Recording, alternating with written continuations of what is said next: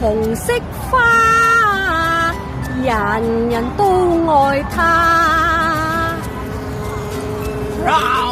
做咩咁多蜜蜂㗎？走開，走開！咩事大哥，你冷靜啲先。見到蜜蜂唔好用手撥啊！但我真係好驚佢哋會針我啊！咩？蜜蜂係唔會主動攻擊人。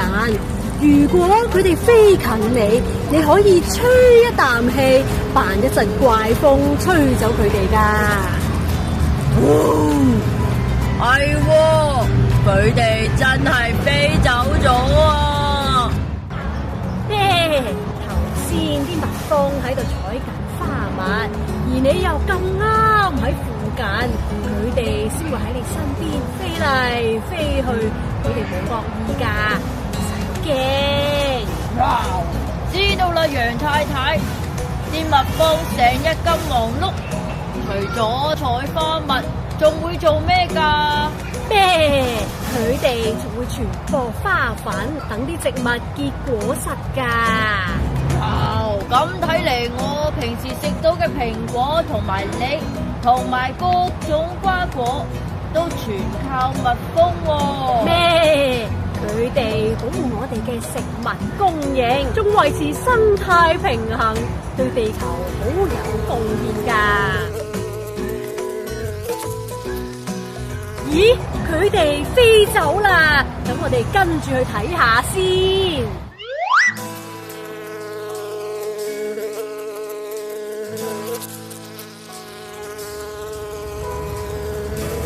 Honey， 我哋終於順利採完花蜜，飛返嚟屋企啦。咪係 BB 啊，頭先我哋爭啲被獅大哥嘅巨爪嚇到暈低啊！咩？原來你哋住喺呢度啊！估唔到你哋會住喺城市入面啊！我可唔可以參觀下？好啦，就等我 BB 同埋佢 Honey 介紹下我哋屋企啦。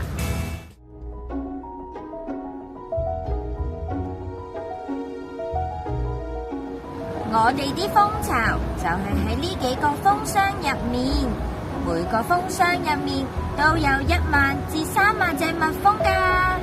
我哋會將頭先喺外面採嘅花蜜儲存喺呢啲蜂巢入面。你睇下，呢啲一間間六角形嘅屋仔，每間屋仔入面都載滿晒花蜜㗎。我哋會分泌自己啲酵素同埋唾液，幫花蜜進行一系列純天然嘅化學作用。經過3至4日之後，佢哋就會轉變成大家都熟悉嘅蜂蜜。Honey， 咩事？你叫我啊？唔係啊 ，Honey。好啦，楊太太，今日就同你講到呢度先。送啲蜜糖俾你大番雪糕山，等你整啲蜂蜜蛋糕俾你啲朋友食啦。咩？多謝你啊 ，Honey 同埋 BB， 拜拜。